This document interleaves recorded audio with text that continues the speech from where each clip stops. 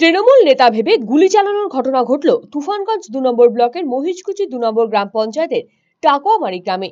অভিযোগের তীর বিজেপি আশ্রিত দুষ্কৃতীদের বিরুদ্ধে।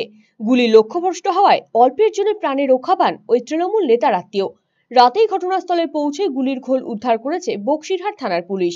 ঘটনা প্রকাশ্যে আসতেই রীতিমতো চাঞ্চল্য ছড়িয়েছে এলাকা জুড়ে।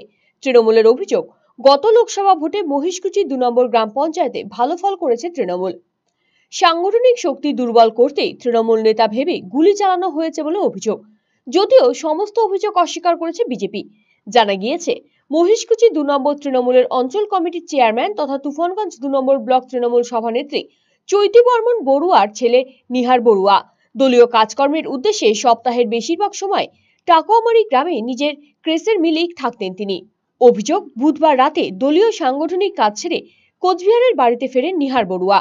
সূত্রের খবর, বুধবার রাতে 12:30 নাগাদ আচমকা ওই ক্রেসার মিলে ঘরের দরজা শাবল দিয়ে ভাঙা হয়। সেই সময় ওই ঘরে শুয়েছিলেন নিহার বড়ুয়ার ভাগ্নে এবং তৃণমূল নেতা ভেবেই গুলি চালানো হয় বলে অভিযোগ।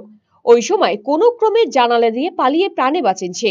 গুলি লক্ষ্যভ্রষ্ট হওয়ায় তা সিমেন্টের দেওয়ালে গিয়ে লাগে। এরপর খবর পেয়ে ঘটনাস্থলে আসে বক্সিরহাট থানার বিশাল পুলিশ বাহিনী। নিহার বড়ুয়া জানিয়েছেন, বেশিরভাগ সময় ঘরে রাতে থাকেন তিনি। গতকাল সন্ধ্যায় দলীয় কাজকর্ম সেরে কোচবিহারের বাড়িতে ফিরেছিলেন। রাতে খবর পান বিজেপি আশ্রিত দুষ্কৃতীরা ওই ঘরের দরজা ভেঙে তাকে ভেবে বিছানায় শুয়ে থাকা তার ভাগ্নেকে লক্ষ্য করে গুলি চালায়। যদিও অল্পের জন্য প্রাণে রক্ষা পায় ভাগ্নে। তিনি আরো বলেন, মহিষকুচি 2 নম্বর সাংগঠনিকভাবে শক্তিশালী তৃণমূল, তাই তাকে মেরে ফেলার উদ্দেশ্যেই গুলি চালানো হয়েছে। তবে এভাবে তৃণমূলকে ভয় দেখিয়ে রোখা যাবে না। দলের জন্য প্রাণ দিতেও প্রস্তুত তিনি। আমি সন্ধ্যাবেলা সাংগঠনিক কাজটা সেরে আমি কোচবিহারে যাই। আমি যেখানে থাকি সে কালকে যেহেতু আমি ছিলাম না, আমার ভাগিনা ওখানে ছিল। বিজেপি আশ্রিত দুষ্কৃতীরা রাত আনুমানিক 12:30টার সময় শাবল দিয়ে দরজাটা ভাঙার পরে আমাকে ভেবে আমার ভাগিনাকে অতর্কিত হামলা করে এবং এক রাউন্ড গুলি চালায়। সে কোনো কারণে প্রাণে বেঁচে যায়।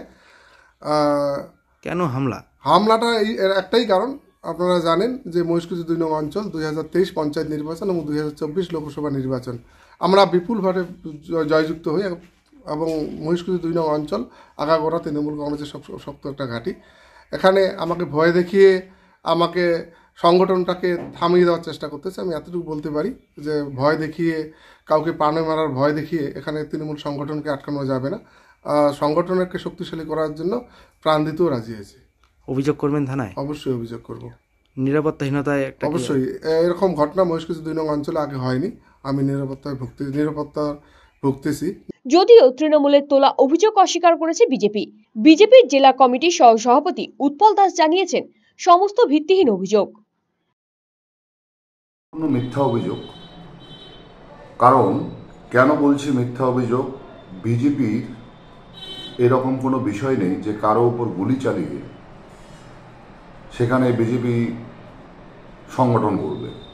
বিজেপি সংগঠন তুফানগঞ্জ বিধানসভায় মহিষকুচি 2-এ, মহিষকুচি 1-এ এবং প্রত্যেকটা অঞ্চলে তুফানগঞ্জ 2 নম্বর ব্লকে খুব ভালো সংগঠন রয়েছে।